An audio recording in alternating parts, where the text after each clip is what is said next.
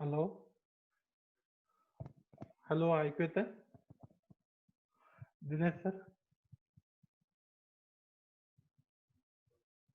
तुमचा audio connect नाही झाला.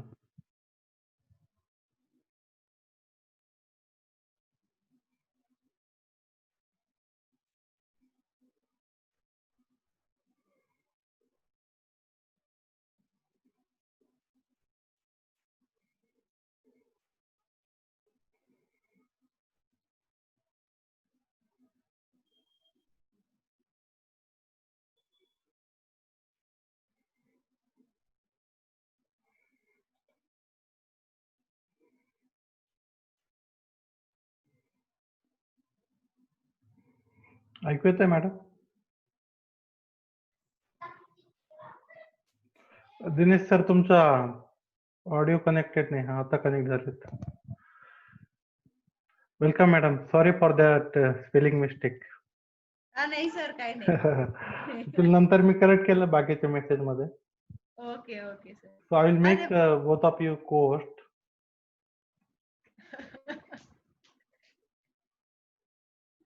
सर,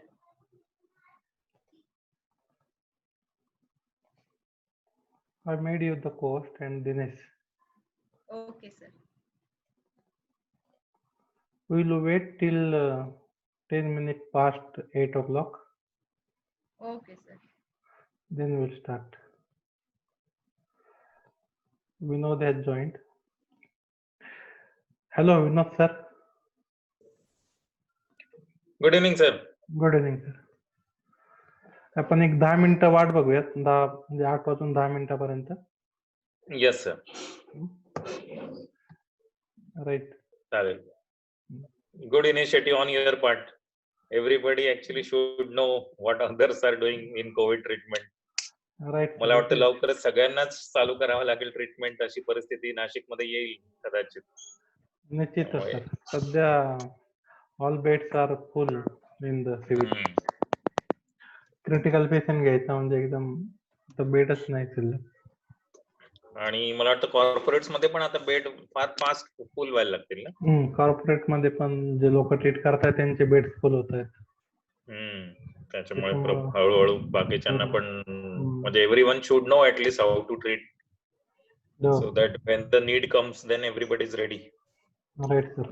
काल एक नगरचे माझे बॅचमेट आहे, त्यांचा फोन आला होता की तिथं पण असा रूल केला की ज्यांच्याकडे पॉझिटिव्ह आलाय that hospital should treat that patient, not shift. अच्छा. अरे बापरे. सो ही वॉज आस्किंग म्हणजे ना आता काय काय प्रिकॉशन घ्यायचे. आणि एक्सपिरियन्स मॅटर्स ना. म्हणजे आपण किती पण वाचलं तरी ज्यांनी ट्रीट केलंय त्यांचा एक्सपिरियन्स इज व्हेरी इम्पॉर्टंट.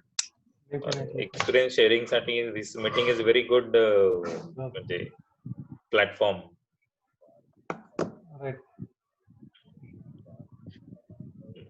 आता हे त्यांचं म्हटल्यावर बाकीचे पण फॉलो करायला लागतील की you also do this in other district also. एकदा नगरवाल्यांनी फॉलो केलं म्हणजे ते बाकीच्यांना पण आयडिया येऊन जाईल की अरे असं केलं म्हणजे हळूहळू सगळ्याच हॉस्पिटलला आपण ट्रीट करायला लावू शकतो. बरोबर. कारण आहे त्या बेड मध्ये होणारच नाही ना सर शक्य. नाही. कोविडची जेवढी इन्व्हॉल्वमेंट होते, हो, the way it spreads, it is just not possible with the given public health setup. म्हणजे आपले जेवढे मागच्या 50-60 वर्षात जेवढी डेव्हलपमेंट आहे public सेटअपला, we cannot cater to the whole of the population. It has to be the public and private together. Yes.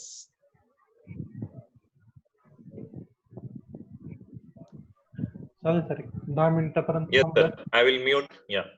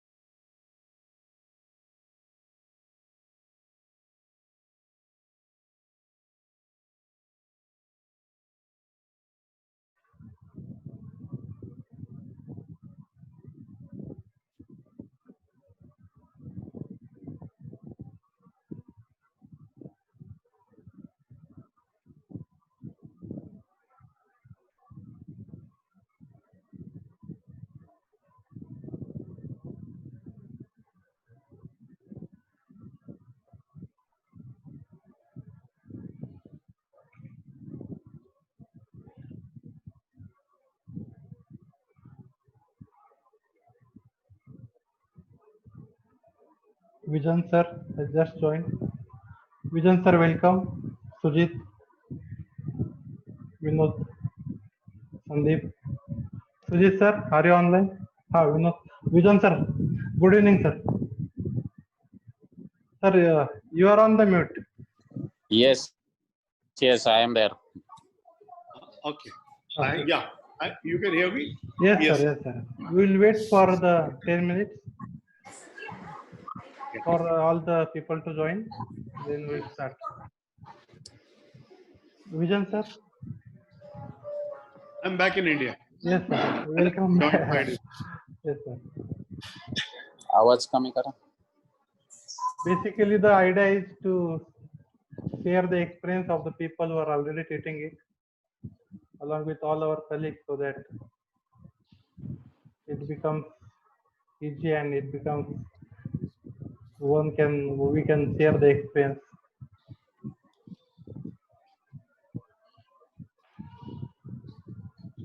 Yeah, Dr. Gunjal, before we formally start, this is a very good initiative you have taken, and I've been seeing you have been active, and even though physically, of course, we all are separated, times have demanded like this, but even in US, so on behalf of API, we have had lots of COVID meetings, so that, and we have even had a consensus meeting with the Maharashtra task force people like Shashank Joshi was there, Right, and sir.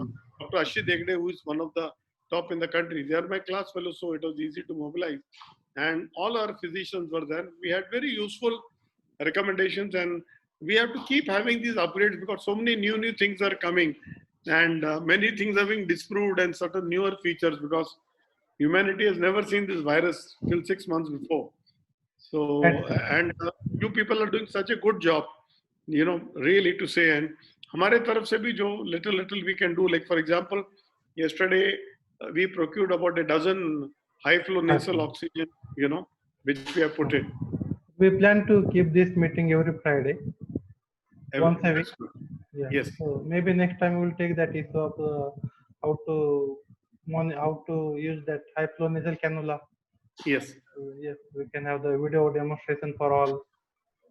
What I will do, the person is coming next week. He has not given us those airflow meters, and he has sent the machines, some of them, because what has happened, one of the minister from Thane, he has ordered some 1500, Tamil Nadu has ordered 1500, and then telling me even not even to take orders, I have got some friends, Vikrant's friends in South.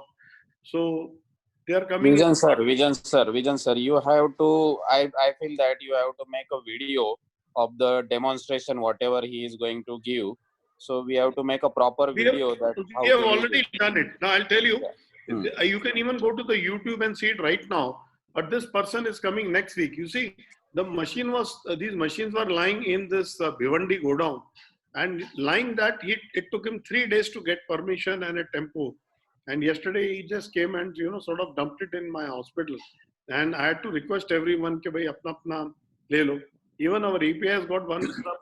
Next week, everything will come when one of his person is coming.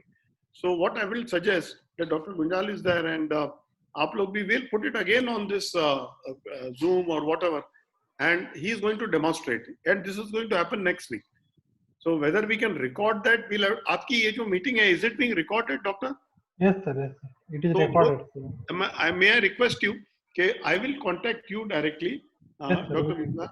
Okay, Yes, and sir. then wo meeting mein we will have a demonstration. Now, Right, all sir. those people who purchased, and even because sooner or later, because that day, like when I was talking with Dr. Hegde at Hinduja, he says out of 20 patients I have in my ICU, 11 of them are on this high flow. And once they happen, if they come late and they have to go on a venti, then the prognosis really becomes bad, whether you put them on venti or ECMO or whatever. But if you put them early, then really they come out and there is no need. So that's why we thought, this was the reason. From our own resources, we could purchase 2, and that also at a very good price. It definitely has advantage over the NIV because of Yes. the good compliance with we get. And NIV ka aisa hai na, Dr. Gunjal, ki it can give somewhere around 8 to 12, and maximum you can go to 20 liters. But right now with this high flow, you can even without the flow meter, yani ki he has not given it to us, he's coming after 4 days, it can go up to 40 liters. And with the high flow meter, it can go up to 60 liters. So now they say that giving this, that is why, you know, the problem with this is what we talk as a happy hypoxia. So person Right. seems to be okay, but then his SpO2 is less than 90 and then they suddenly deteriorate. And if you start giving pressure or PEEP and sometimes NIV, then they start deteriorating. So this is a very funny type of presentation. Right, sir. Sir, we see many patients with the saturation of around also 70, 75, and they just complain mild breathlessness. Yeah. Many of who don't appear to be very severe breathless. So Yeah. this hypoxia, but then these are the kind of the people who usually respond well to the oxygen therapy. Yeah. Those who are very restless with the saturation of say 70, then those type of the patient, it becomes difficult. But those who are tolerating the hypoxia, they respond well to the oxygen therapy and all this. Yeah. Doctor So what we Shetty, would suggest is that is the time when we should really act. They say now one thing is whether it is a favipiravir or whatever medicine you want to give, hit early and hit hard. So if you have really taken at that point when they have the happy hypoxia is the time where first 9 days there is a viral replication. And after 9 days, you know, if you give favipiravir or your remdesivir, then the virus replication has stopped. So antivirals are really not going to help, you know. So that is how, you know, when we really hit early, and that was a very good consensus webinar which we had. Again, with your permission, we can have part 2 of that also, where all the physicians, critical care can come. And good, I have, you know, joined you. And next week, when they're having a demonstration of this, I will request you that let it be from your side and we will all join. Definitely, sir. Yeah. We'll plan it in the next week. Dr. Shetty is here, I think. Dr. Prashant Shetty from the corporation. Sir, welcome. Yes, sir. We all are hearing. Yeah. Followed and Alert, sir. also on the VC only. Right, sir. We'll wait for the 10 minutes past 8 and then we'll start with the first lecture. Pollard, sir, and Trambaki, sir. You Okay. want to... Dr. Trambaki, sir. Oh, sir. MOH. Okay, sir.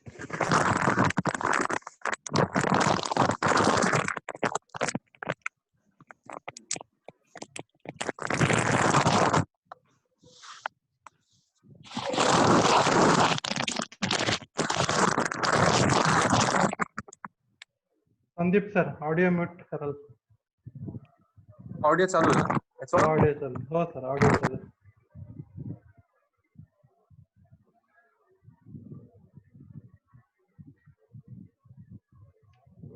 Before we start the first lecture, we have the 5 minutes. So Dr. Pollard or Dr. Trambaki, sir, काही सांगायचं आहे? Want to give some guidance? It is, sir.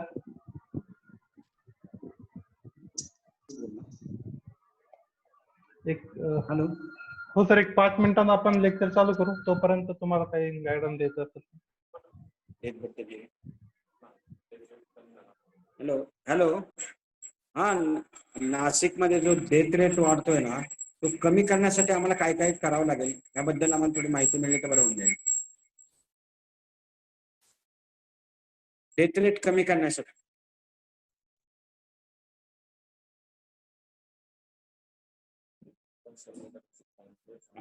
Hello, आपण सगळेजण चांगले काम करतात. Hello. हो sir. हो सर, डेफिनेटली विल. तुमच्याबद्दल खरंच मला अभिमान आहे आणि सर्वच जण आपली टीम चांगली आहे. मला थोडं आपल्याकडे एक सहकार्य हवं आहे की नाशिक महानगरपालिकेमध्ये सध्या डेथचं प्रमाण वाढताना दिसत आहे. ते थोडं कमी करण्यासाठी मला काय काय करण्यासाठी थोडी आपल्याकडनं सगळ्यांकडनं सहकार्याची अपेक्षा आहे. बरोबर सर, आपण पुढच्या मीटिंगला will keep the detail analysis of.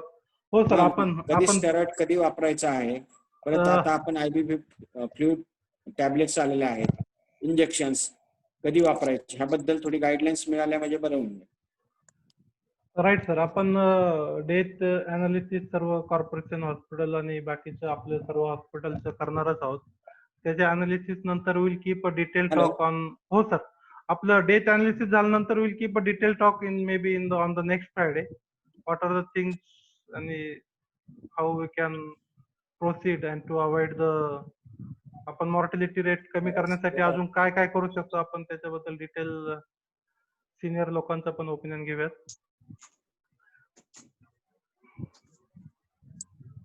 हो sir. Vision sir, please go ahead. I thought we should first raise finger, take permission, So, see, it's a very valid question, the gentleman who's asked this this is also a paradox also, that whenever we say that the death rate is rising, are we going into community transmission? And it is expected to peak also.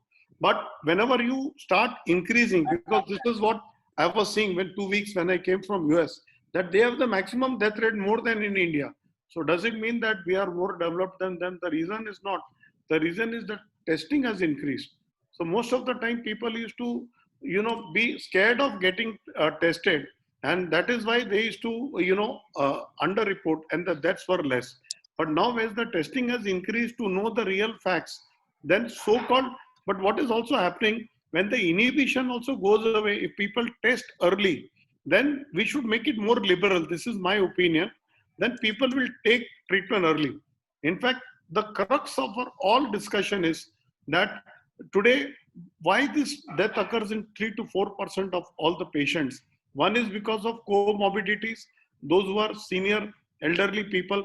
And this also someone may say that, today when I was attending the first American Heart Association and CCA conference with the Chinese, which was the first ever, there they said that in this thing, we will never allow any doctor who is more than 60. And they found that first of all, the mortality in these doctors was so high.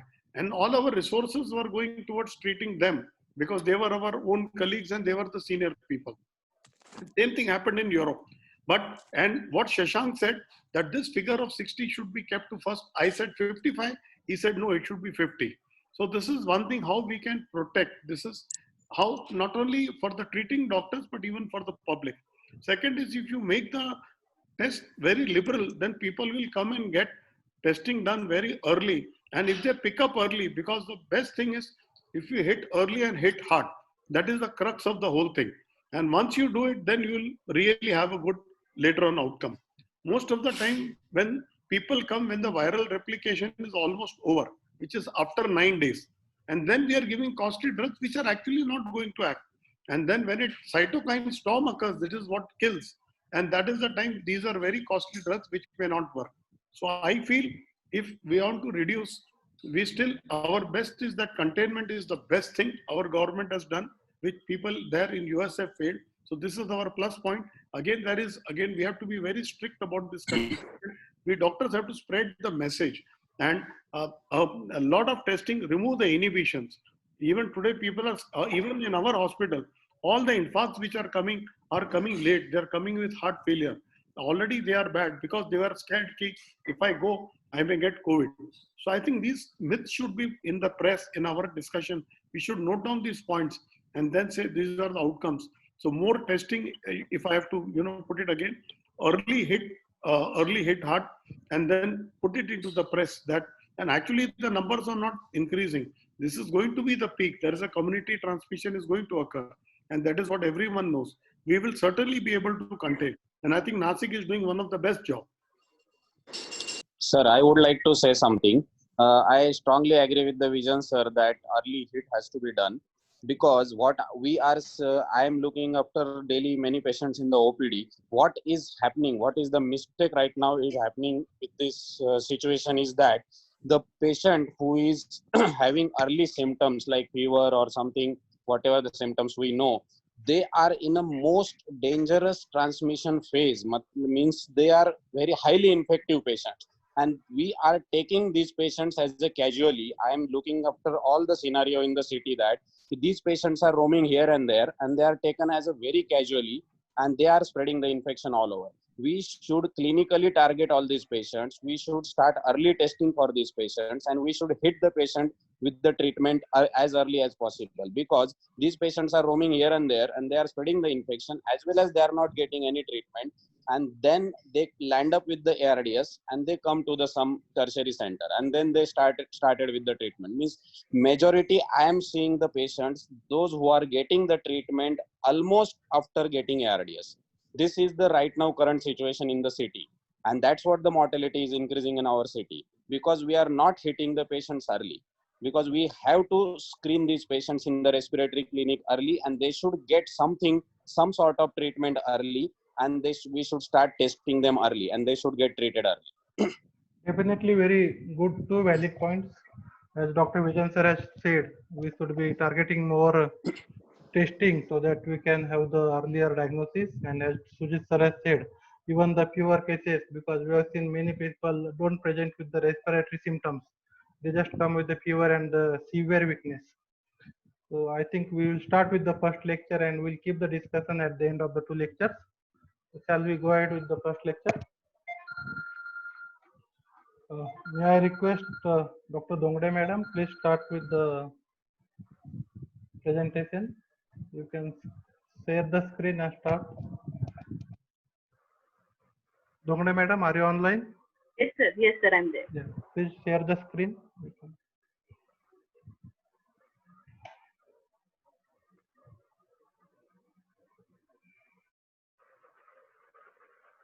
Good evening, everyone. I think Vijan sir and Sujit sir has already elaborated the cause of severe cases that we are seeing in Nasik, and we really need to gear up with our testing. We have to test them early, and as Vijan sir has already said, that antivirals need to be started very early. The earlier phase is of viral phase, and in that most of the cases we are missing, and these patients are coming late. And as Sujit sir has said, that these patients are landing up in ARDS and then coming to a tertiary center, and it becomes really a headache to treat these patients. So today's my topic is role of immunomodulators in COVID-19. The most important thing is what to choose and when to choose. I think this slide has pretty much already been covered by Vijan sir, that there are three phases of COVID-19 diseases. Stage 1 is early infection, stage 2 is pulmonary phase, and stage 3 is hyperinflammation phase.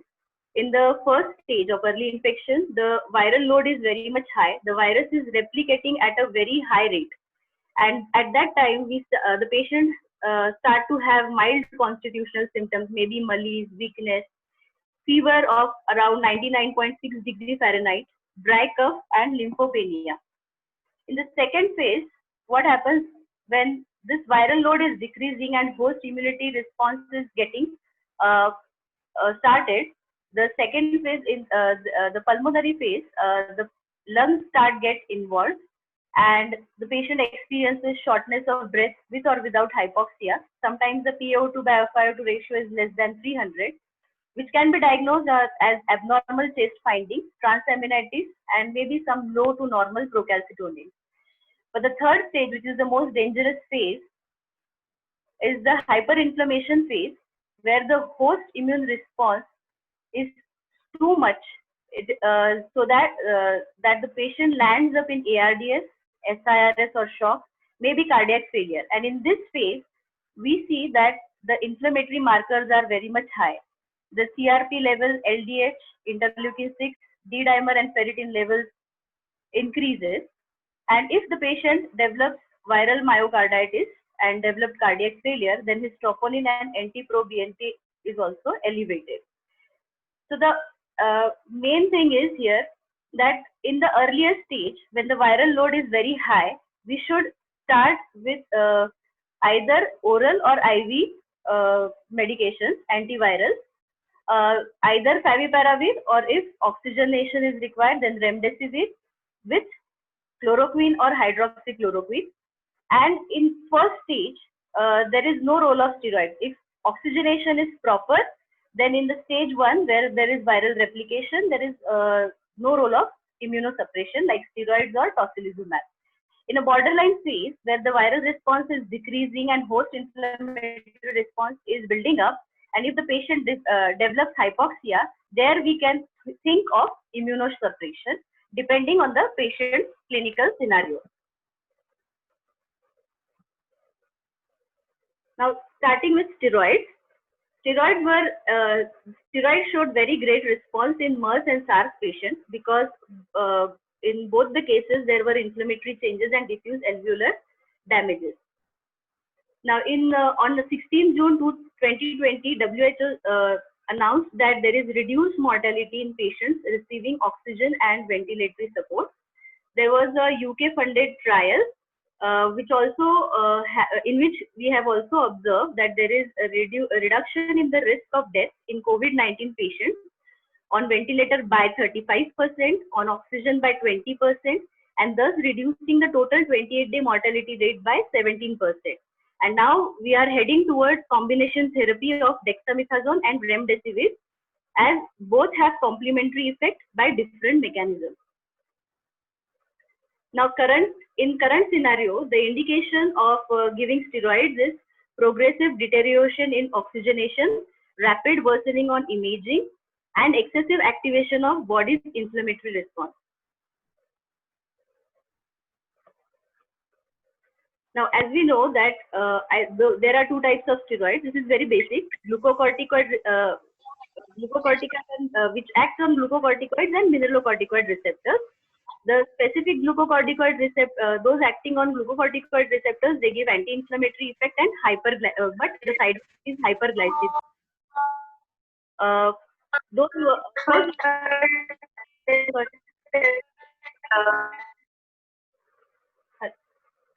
Sorry for the interruption. I think someone's speaker is on. Yeah. Sorry. Please mute others. Yes. Sorry. Steroids, they work on two receptors. We know glucocorticoid and mineralocorticoid. Glucocorticoid receptor, they produce anti-inflammatory effect, but the side effect is hyperglycemia. And those working on the mineralocorticoid receptors, they cause sodium retention, hypernatremia, and volume overload. So the mineralocorticoid receptor working steroids are not acceptable in case of ARDS because they will increase the volume overload in patients. They will keep the lungs wet and then again aggravate the condition. So a mineralocorticoid receptor free steroid should be used, and that's why now we are thinking of using dexamethasone, which is a pure glucocorticoid agonist, which for the treatment of ARDS. Now, right now, according to our government guidelines, we are using methylprednisolone around 1 to 2 milligram per kg per day. And in severe cases of pneumonia, they have told to use 40 milligram IV BD for 3 days. And this is a dexamethasone ARDS trial which was conducted in Spain, and the patients included were having a PaO2 by FiO2 ratio of 200 after 24 hours of ventilatory optimization.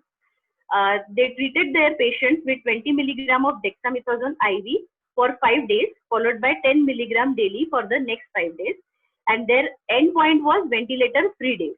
What they saw was that dexamethasone accelerate weaning from ventilation and also reduced mortality. Another advantage of dexamethasone is that it has a long biological half-life, so it can be easily stopped when patients are extubated. Over time, the dexamethasone will auto-taper on its own. Then the next thing is that what should be the ideal dose for dexamethasone? According to our government guideline, we are using 40 milligram IV BD of methylprednisolone, which is equivalent to 7.5 milligram IV BD of dexamethasone. But the DEXA-ARDS trial, they have used 20 milligram IV daily and then tapered it by, to 10 milligram IV daily and then stopped it immediately. Even they have stopped in few cases where the patient was off ventilator. They have not tapered it, they have stopped IV dexamethasone. The difference between methylprednisolone and dexamethasone is that methylprednisolone takes around 1 hour for its onset of action. The half-life is around 0.25 to 0.1 hours. Inflammatory activity is 5 times, and it has mineralocorticoid activity, so it can cause electrolyte imbalances and may contribute to volume overload. Whereas in dexamethasone, the action is prompt within 5 to 10 minutes. The half-life is also big, that is 1 to 5 hours. The anti-inflammatory activity is pretty much higher than methylprednisolone, and it doesn't have any mineralocorticoid activity. These are the equivalent doses. So if we are thinking of giving 40 milligram IV BD of methylprednisolone, then we can opt for 7.5 milligram of dexamethasone BD. But the caution while using steroid is it can hinder immune response, it can delay clearance of pathogen, and may do more harm than benefit in few of the patients. So the gist of steroid therapy is it has no role in the early viral replication phase. It should not be given in the viral replication phase because it hinders the immune system, and we may not build up the immunity, plus it delays the clearance of pathogens. So if earlier we use the steroid in the earlier phase, the viral clearance is somewhat delayed. Now the average time when we see a cytokine storm is around 10 to 12 days, even 14 days. But in case if we use steroids very early, then this cytokine storm can even occur later, maybe around 20-28 days also. Right now we have seen that in newspaper also that the cytokine storm period is shifting, maybe because of use of steroids. This might be happening. So use of steroids has to be very cautious, and it is a strict no-no not to use steroids in the earlier phase, that is in the viral replication phase. It has to be used either in the pulmonary phase, or if the patient comes in pulmonary phase, or if the patient comes in cytokine storm only. Now let's move to the cytokine storm. Now basically what cytokine storm is, there is dysregulation of immune system because of excessive host inflammatory response. There is increase in cytokines and chemokines resulting into ARDS, which causes long-term lung damage and fibrosis. There are two main hypotheses behind it. That first is that rapid viral replication will lead to cell apoptosis, massive release of inflammatory mediators and pro-inflammatory form of apoptosis, or there may be production of anti-S IgG, that is antibody against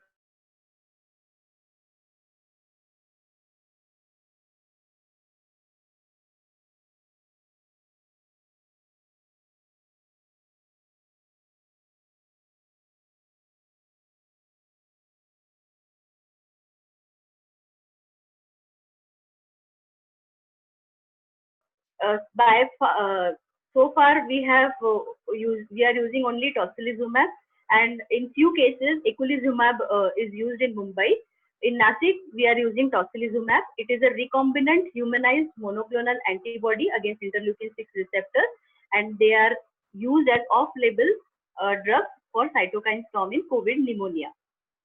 Now when to use tocilizumab? It is very important. If a person have moderate pneumonia and his oxygen requirement is increasing, like in the morning he was off oxygen, after few hours he is requiring 2 liters, then again 4 liters, and the oxygen requirement is keeping on increasing, then those are the patients who are right candidates for using tocilizumab. Even in a patient who is mechanically ventilated and we are giving steroid to him because he is having ARDS, and on steroids also, even after 24 hours of steroid therapy, there is no improvement in PaO2 by FiO2 ratio, or the PaO2 FiO2 ratio has decreased more than 30% than before, then these patients are the right candidate for using tocilizumab. Contraindication, absolute contraindication is allergy to monoclonal antibodies. It should be used with precaution in tuberculosis, bacterial infection, opportunistic fungal infection, because these may flare up even in cases of multiple sclerosis, diverticulosis, and there is these tocilizumab is also contraindicated relatively in thrombocytopenia and neutropenia. Now the dose of tocilizumab is around 8 milligram per kg, maximum 800 milligram at one time in 100 ml NS over 1 hour, and it can be repeated once after 12 hours to 24 hours if needed. We need to monitor the platelet count, neutrophils, LFT, lipids, and watch for secondary infection. We should always have a high suspicion that patient may get any time may get secondary infection. So if need arises, we should always think of escalating the antibiotics. Caution is that tocilizumab decreases CD8 plus and CD4 plus cells. It decreases the innate immunity. So it sometimes may worsen clinical condition, adding to immunosuppression. There was a TCO trial done in Italy. It was a retrospective observational cohort study which included severe pneumonia case, and they have seen significant reduction in risk of mechanical ventilation and death after using tocilizumab. So the patient selection for using steroids and tocilizumab is very important. When to use steroids, when to use tocilizumab is where we can balance the patient's condition and try to decrease the ventilatory days and mortality in this patient. So first is start with steroids. If there is no improvement, patient is worsening, going on ventilator, oxygen requirement is rapidly increasing, then we should go for tocilizumab. There are 3 other drugs who inhibit viral replication. They are doxycycline, ivermectin, and ticoplanin. So they should also be thought of apart from adding hydroxychloroquine. Hydroxychloroquine act as an anti-inflammatory drug. Doxycycline act as both anti-inflammatory as well as antiviral. Inhibits viral replication. Ivermectin and ticoplanin, they also inhibit viral replication. So we also should think of adding these drugs if the patient is coming in a borderline phase between a stage 1 and stage 2, where the virus is still in the replication phase and patient is deteriorating, the oxygenation is increasing. So the take-home message is choose right drugs at right time and choose immunomodulators wisely, because they may decrease our innate immunity, and too much of immunosuppression will invite more secondary infections, and they may even prolong patient's recovery also.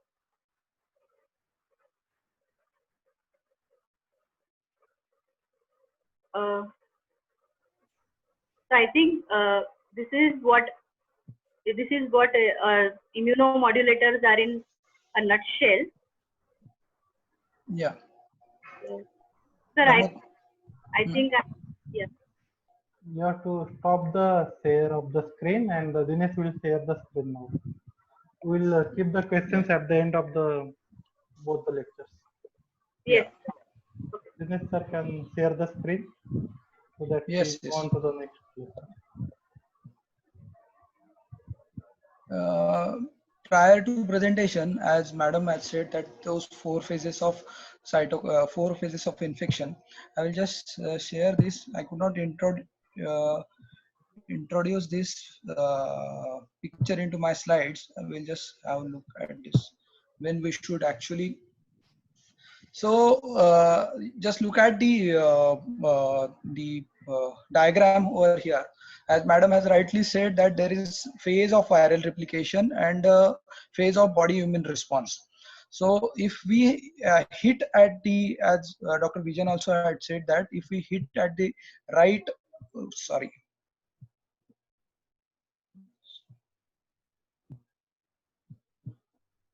My screen is getting shared.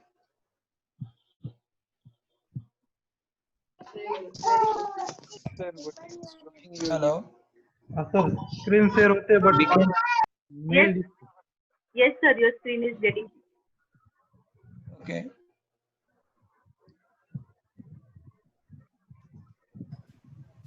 Okay, I think. Maybe you have opened the mail also. So you have to close the Gmail and then only the Yes. Yeah. So I wanted to show this slide. Actually, I could not introduce into my presentation, but actually, Madam has explained this rightly, and even Dr. Vijan has slightly said about this also. So the viral replication is the phase wherein we have to hit hard, and we should reduce the viral replication so that by the time we reach to the body immune response, the viral load will be less, and we will have less inflammatory response in patients who are suffering from COVID.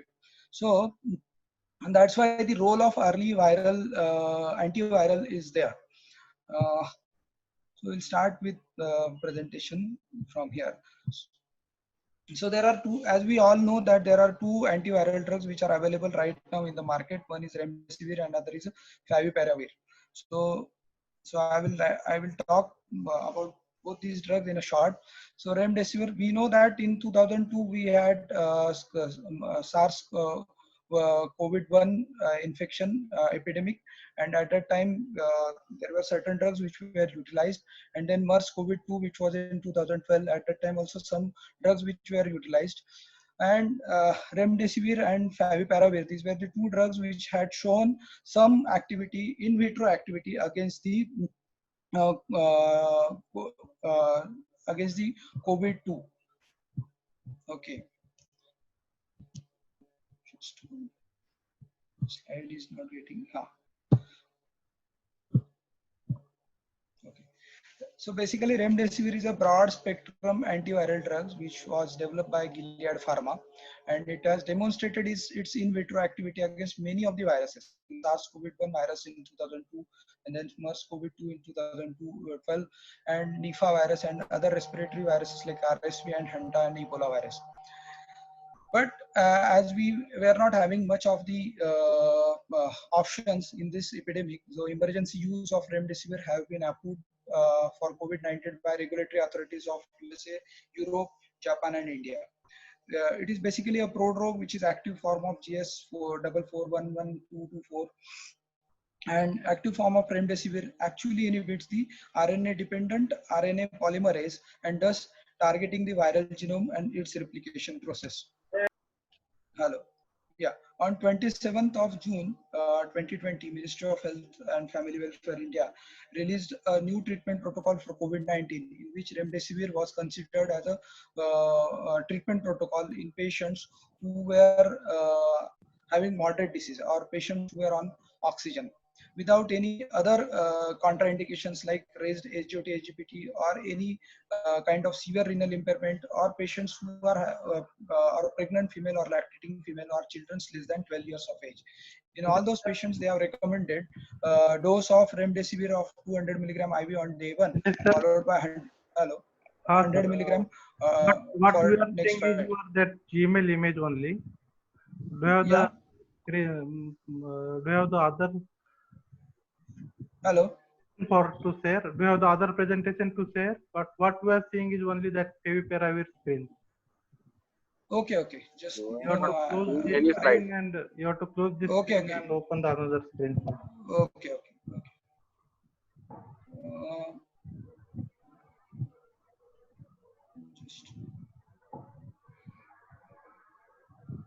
Maybe you can go to the stop share screen and again open the share screen.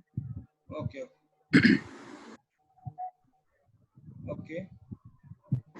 Now share screen and come. You have to download that. You have to download that and PowerPoint. You have to on that. Yes. Now it is right. You have to start the PowerPoint. Yes. So, shall I start again, or I should continue? Hello, Pramod. You can continue from where you left. Please start again. Yeah. Briefly, you can just summarize. Yeah, briefly. So there are only two drugs which are available right now with us. That is remdesivir and favipiravir. These are the both drugs. As remdesivir is a broad spectrum antiviral drug which is developed by Gilead Pharma. Earlier, it has demonstrated its activity in SARS-CoV-2 1 virus in 2002 and MERS-CoV-2 in 2012, and other viruses like Lympha virus, RSV, and Hanta and Ebola viruses. But right now, as it is a emergency and it's a pandemic, and we don't have much choices, that's why the emergency use of remdesivir has been approved for COVID-19 by regulatory authorities of USA, Europe, Japan, and India. It is basically a prodrug which gets metabolized into active form, and active form of remdesivir basically inhibits the RNA-dependent polymerase, RNA polymerase, thus targeting the viral genome and its replication. It inhibits its replication process. Okay. Yeah. On 27th of June 2020, Indian government actually released a new treatment protocol in which they included remdesivir as a treatment part of it, in except in all those patients who have moderate disease and those are on oxygen, except those who don't have any contraindications like raised SGOT, SGPT, or severe renal impairment, or pregnant female or lactating mother, or children who are less than 12 years of age, in which they have mentioned that 200 milligram of remdesivir on day 1, followed by 100 milligram IV for next 5 days. So this is a dosing regimen. Adults who are requiring invasive mechanical ventilation or on ECMO, the single loading dose of remdesivir 200 milligram on day 1, and maintenance dose from 100 milligram once daily for next 9 days, means 2 to 10 days. Adults not requiring invasive mechanical ventilation and or ECMO, in these patients, remdesivir 200 milligram on day 1, and then 100 milligram once daily for next 4 days, that is 2 to 5 days. Means for severely ill patient, we can extend it up to 10th day, and in non-severe patients, we can extend it up to 5 days. If patient does not demonstrate any clinical improvement, then treatment may be extended up to additional 5 days in less severely ill patients. Okay, it has to be administered via IV infusion with total volume of 250 ml of 0.9% of saline over 30 to 120 minutes. Okay. Pediatrics who are more than 12 years of age, single loading dose and more than 40 kg of weight, in those also remdesivir can be recommended as earlier. Okay. The use in pregnant lactating mothers and severely ill renal patients or hepatic patients, the use is contraindicated, as well as in cases of age less than 12 years of age, and in geriatric patient the use should be in a caution way. What are the clinical trials which are actually supporting for the remdesivir? There were double-blind randomized placebo-controlled trial which was organized with 1,063 patients, out of which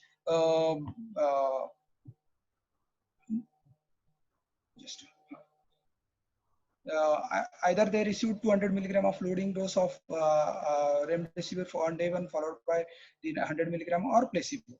Preliminary results from 538 remdesivir arm and 521 placebo arms were compared. Primary endpoint was either time to recovery or patients, which was defined either by discharge from the hospital or patients who are requiring hospitalization just for isolation purpose. So what they observed that remdesivir was superior to the placebo in shortening the time of recovery in adult hospitalized patients with COVID-19 and evidence of lower respiratory tract infections. And they have reduced observed the reduction in the mortality, as well as median time of recovery was also reduced in the patients who received the remdesivir. There was a trial which was organized for patients with severe COVID-19, in which they compared it with the treatment of 5 days and 10 days. But the primary endpoint was compared with the clinical status on day 14 with the 7-point RDL scale, wherein the RDL scale was according to the oxygen requirement if patient